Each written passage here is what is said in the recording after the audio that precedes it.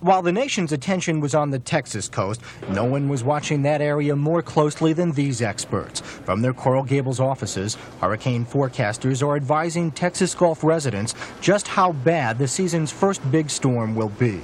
But even though Alicia is hundreds of miles away, local hurricane experts are wasting little time and asking themselves, what if Alicia were heading for Miami? Martin Bishop runs Dade's Emergency Operations Center. He's already plotted the areas along Key Biscayne, Miami Beach, and along the bay, areas which would be flooded from a similar storm.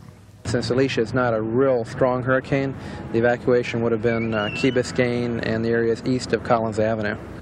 Hurricane experts say Alicia would be similar in size to David when it struck here in 1981. This composite photograph shows how Alicia would look if it was approaching South Florida. The biggest threat would be the storm surge, the wall of water that would endanger residents of low-lying areas. It's the people that live on the islands, live on Miami Beach, live on the Bayshore developments. They are the ones that are vulnerable to the storm surge. And it's the storm surge that we're concerned about today on the Texas coast with Alicia. And I would trust that the decision to evacuate it would have already been made in this community, and our people then would be getting back to a place of safety. And that's exactly what Texas Gulf residents were warned about yesterday by forecasters here. From the National Hurricane Center, Al Sunshine, News 4. In the past 20 years, the South Florida coastline has become a virtual wall of high-rise buildings, some of them built perilously close to a hurricane's chief weapon, the ocean. The towers of Key Biscayne gained notoriety in the early 1970s when its permit to build was dragged through the courts. Detractors said the building's design concept for its foundation, compressed sand, would fail in the event of a major hurricane. The builders finally won their battle, and today the towers stand, but still untested by nature's way. There was a book written some time ago where a condominium actually collapsed. It was undermined by this wave action. Is this just a fantasy or strictly fiction, or could it happen? Absolutely it could happen. Now, it may not happen along our coastline because we have some better building codes than most of the rest of the nation. We have some of the strongest building codes in this country. But the building codes we have primarily are for wind and not storm surge. There's a dome of water that accompanies the central part of the hurricane. And as the hurricane approaches the coastline and that water begins to feel the bottom, this dome rises, very much like a wave that we see on a day-to-day basis out at the beach. Only now we're talking about a wave maybe 50 miles wide. So this water rises 10, 15, maybe even up towards 20 feet. If you had a superstorm, if you will, you're going to have more extensive damage. I think we've gone as far as we can to protect the public, but if tidal surge is involved and somebody were located on a body of water that would have a wall of water, if you will, coming in, they should evacuate. But for some, especially the elderly on Miami Beach, evacuation is more than just driving to a friend's home inland. It's a major undertaking. Many are sickly, confined to wheelchairs.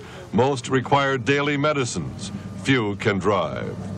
In 1979, when Hurricane David brushed our area, thousands of these helpless were transported to shelters. Shelters that at that time were not ready for the arrivals. My God, it was a mess. They were like sardines. They were just thrown, and I have to have a bathroom available for her, and it was murder, murder. I wouldn't do it again. I wouldn't do it unless, as I say, it has to be a dire emergency. Otherwise, I would. Susan Content cares for her 90-year-old mother. If a storm is coming this year, she will do what the experts advise against: vertically evacuate. Simply put, it means going to a higher floor in the building to wait the storm out. If you're not going to drown because of the high rising water, you're certainly going to be isolated, and you can be isolated for days. And if you need medical attention or something goes wrong, you're strictly on your own. Tomorrow, we will look at the county's evacuation plan.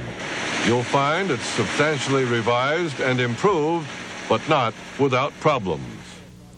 This is Ralph Rennick, News 4.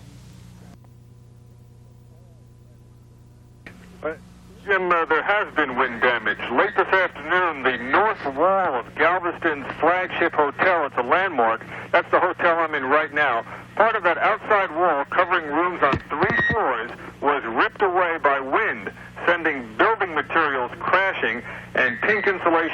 flooding to the parking lot below. Also, parts of Galveston, a city of 60,000, have been blacked out as wires were knocked down this afternoon. Many parts still blacked out right now. And there has been flooding. All this, and Alicia is still hours away from reaching this Gulf Coast city. In fact, southeast Texas is facing two problems tonight, the wind and the rising tide. Now, the tide is expected to be 10 feet into flood stage later tonight. And if that's not enough, rainstorms could dump 20 inches of rain tonight, making matters that much worse. So Galveston tonight is getting ready to meet Alicia. It's moving slowly, but gaining muscle and punch. And they're calling Alicia a classic storm here in Galveston. That's raising classic problems. Namely, when will it come ashore, where will the furious center hit, and how much punch will it have? Jim? Alan, I noticed in some of the tape that you have sent back to us that there were some surfers out there. What is the mood of the people in Galveston right now? Well, there has been no panic whatsoever. There has been buying of commodities, food, batteries, flashlights, lumber, and so forth, but no panic. There's been no mass exodus, no massive evacuation. In fact, for many businesses in town, it's pretty much business as usual. And tonight will tell if that attitude perhaps is a mistake. All right, Alan, thank you for calling in from Galveston, Texas, and we'll be checking with you throughout the evening. Thank you.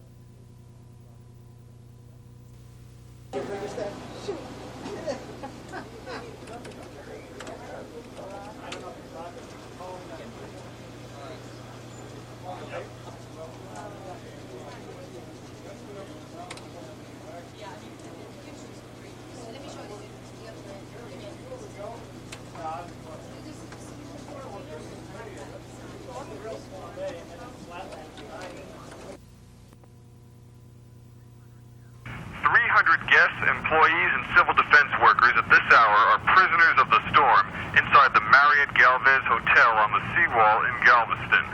Late last night, winds of about 120 miles per hour collapsed a wall on the 4th floor of this landmark 6-story hotel. There is no electricity. After windows were crushed by high winds, the lobby was literally gutted. Chandeliers were ripped from the ceiling. More upstairs walls and ceilings fell. Glass splintered throughout. But miraculously, no one has been hurt in this wild ride out of Hurricane Alicia. That's because civil defense workers, shortly after midnight, crowded virtually everyone in the hotel inside some basement meeting rooms that Army engineers say are safe from flooding. But all around us, there are tornadoes, flooding, injuries, and at least one death. Alicia has been a devastating storm. In Galveston, Alan Mendelson, News 4.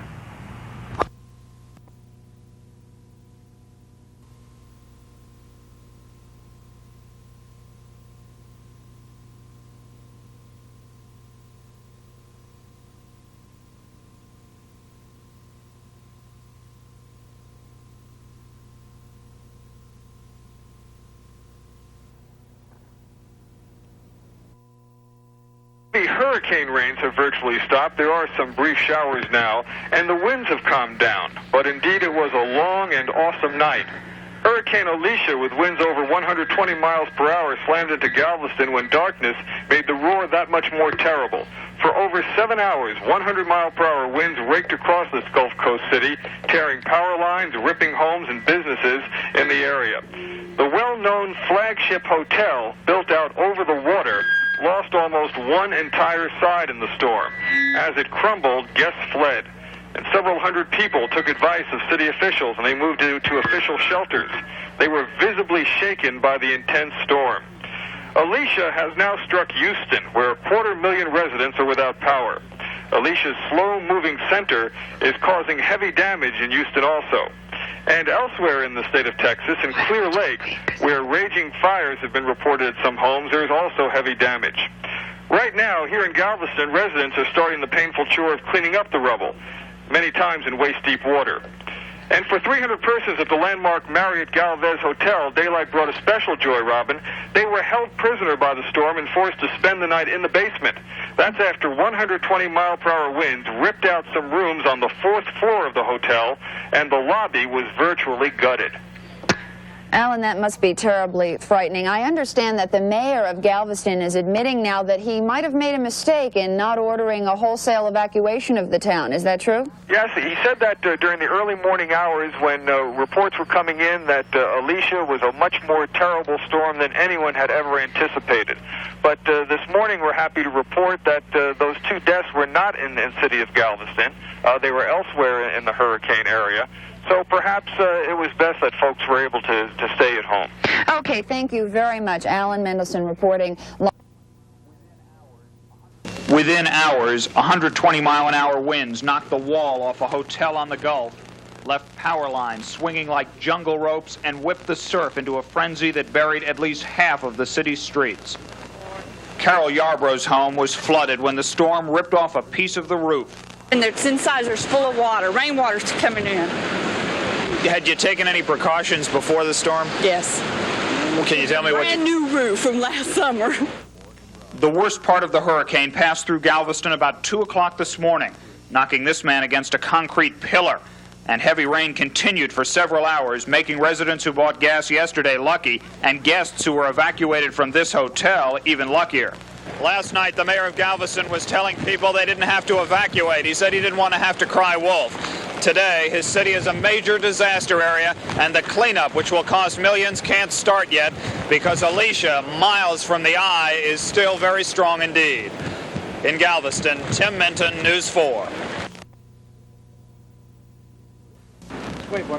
This is what's left after winds over 100 miles an hour ripped out some of the 4th floor of the Marriott Galvez Hotel. Okay, I was just sitting there, right, and I was sitting up against the wall, and next thing I knew, the whole wall just caved in, right, and it just fell in on all these people. It started a near panic for the 300 guests inside, but civil defense workers and hotel workers quickly led everyone to the basement, where Army engineers said there was no danger from flooding. The basement is not going to flood. It's on this side of the building. It's on the slope. All the water is running down the street. This area will not flood. Minutes later, winds burst out glass windows in the lobby. And then it seemed like the entire hotel, just a few dozen feet from the Gulf of Mexico, was about to fall apart. The lobby nearly did.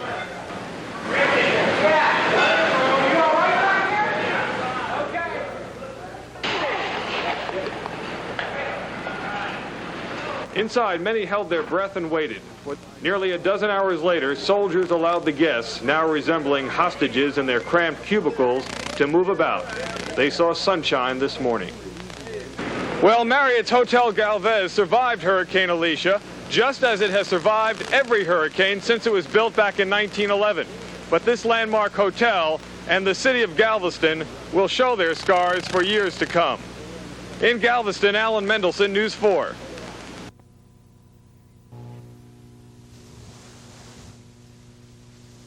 Push her out. She should fall down. Get up.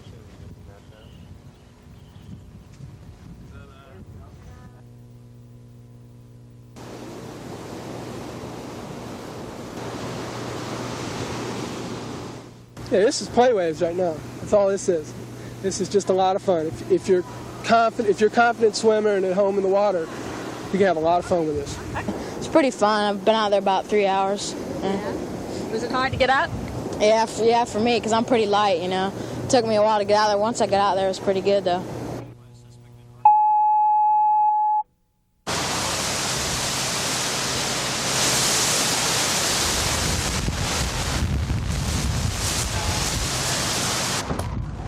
How far can we go? Bring her down. Whoa.